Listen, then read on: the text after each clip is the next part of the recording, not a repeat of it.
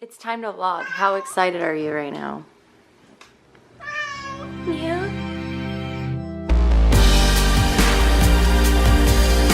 I'm back, and I asked you guys on my Instagram platform what you would like to discuss or what you would want me to talk about if I brought this vlog stuff back, which I'm still very much getting used to.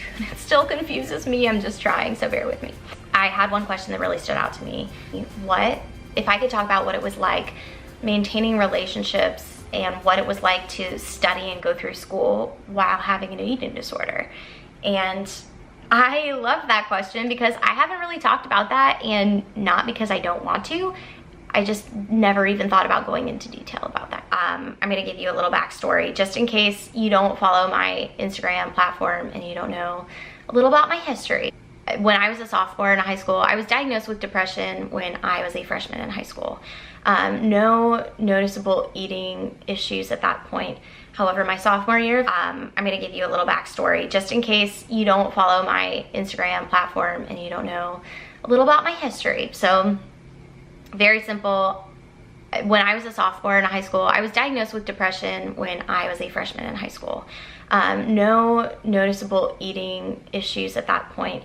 However, my sophomore year of high school, I developed an eating disorder slowly, and it had a very rapid, it accelerated very quickly.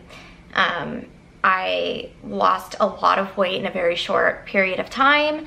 It all started out with good intentions of I'm going to try to eat healthier, I'm going to try to exercise better, stuff like that. And then it got completely out of hand, and it changed into not a lifestyle change or like healthy changes in my life, but it changed into a very serious addiction that almost took my life. And I did recover, I did the therapy stuff. I was very stubborn at this point in time. I'm a high schooler. My parents are just, we have a very close relationship. They were just absolutely distraught that, I was very ill with this disease, and they felt like they had no control in it, and I wanted to keep all the control. So there was a lot of fighting, and I'm not like a fighting person. I never have been, and it's made me do some pretty wild stuff. Having being in the midst of an eating disorder will completely change your personality. I'm mostly extroverted, I would say. I completely isolated myself during that period of time. Maintaining friendships was very hard for me, and that's where I'm gonna get into that. Yes, I was a sophomore in high school. I switched schools, and I was faced with making a lot of new friendships. And during that time, I feel like I could have had such a good year. And unfortunately, with the eating disorder in the mix, I just was not able to like reach the full potential that I could have throughout most of high school, honestly. People will tell me things like, remember that one time when we did this, or that sleepover that we were at, we were all cracking up and doing this, and I have no recollection of it at all. Like, I was there, but I was not present. And on a more scientific note of that, I think I say a lot.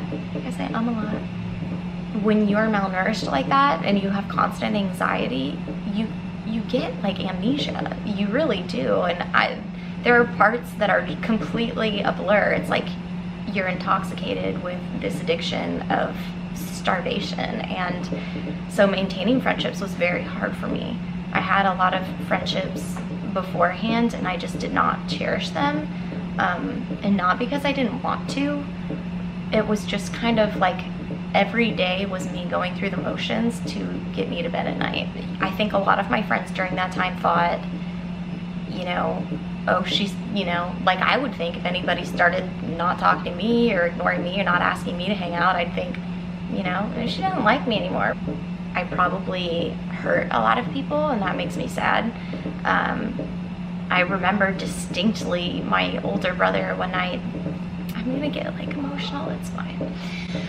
I'm gonna like be a nerd, take off my glasses, like wipe my eyes. I remember my older brother, and he was driving me to school one day. He like came home or he was picking me up from school. That's what it was. He was picking me up from school one day, and he was like really upset, saying to my, "Stop, Mila, oh my God."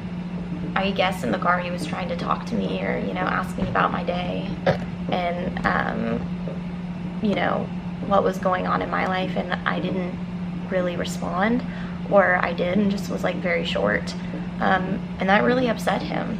And that was really the first time that it hit me, because we got home and he was telling my mom, he was all upset. He's like, "She doesn't even talk to me anymore. She doesn't act like my sister." And that like broke my heart. But it did make me realize, you know, I didn't realize I was shutting people out. It was simply, I was so preoccupied with my own anxiety, and my brain just was a fog. I was completely shutting down. That was like a very pivotal moment for me, realizing I'm shutting down. I'm an extroverted person, and here I am, and I won't even talk to my brother. Like, I won't talk to anybody. I had a best friend, and she would come up to me and she'd be like, "What's the matter with you? Like, you know, we're having brownies over here, and like, you used to like eat with us. Like, are you okay?" And at any point, I just deny. I'm fine, because I didn't want to give up that portion of me that it's the eating disorder. It's okay to mourn an eating disorder, because it becomes a way of coping. It becomes, you know, your release almost, until it gets so out of control that you don't know how to be released from it. Maintaining friendships, not very attainable when you're in the midst of an eating disorder. At least that was my experience, and that's a common thing I've heard from other people who have gone through what I've gone as well. As far as studying goes, that's an interesting question, because this kind of like splits.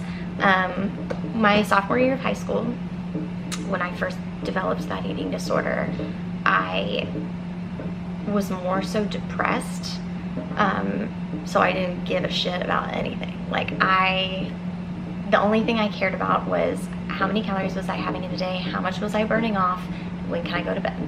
That's it. Like, I did not, and making sure that number on the scale was going down, because I don't know, like, nothing else mattered. My relationships did not matter. School did not matter. My grades never got bad. Like, it was never like I was, you know, getting D's or F's in a class, but I definitely wasn't trying, you know. It was very minimal effort. Hey, it didn't matter. Then I recovered, so back to a little bit of backstory. I recovered, you know, not very much like the mental portion of it, but physically, you know, went to a dietitian with my parents, did the whole weight gain process. You can imagine all the physical recovery portion of it. However, the mental stuff, it very much so lingered all throughout my high school career. And then I definitely had a huge relapse right before I went off to college, my end of high school senior year. And that was very different as far as studying went, because this time it was less that I was very depressed, but it was more of the OCD addictive part of me that kicked in, and I needed everything to be perfect, and I had to look perfect. Studying, I was like very diligent about it with an eating disorder, but it was very hard because I was dying. And believe it or not, when you're malnourished and you're dying, your brain shuts down on you. And I would focus as hard as I could. I would read the same sentence like 6 times in a row. Each time, like, I just wasn't retaining it. It's like, you can't not take care of yourself and then be the best that you're going to be able to be. There's just no way. I hope that those things like kind of bring like a little bit of light, like what that looks like if you're struggling with an eating disorder. You know, I can say with full assurance that while taking care of myself, I'm able to study more. I'm a lot more excited about life and my future. I'm grateful. You know, I feel like the whole purpose of life is just like making a difference. And living fully and experiencing, every moment that you can. And I can tell you one thing: when I was in the middle of my eating disorders, I wasn't able to experience life. And I definitely wasn't able to experience it to the fullest. Good luck to all of you. Send me all of your inquiries and your questions. I appreciate you watching. Have a good one.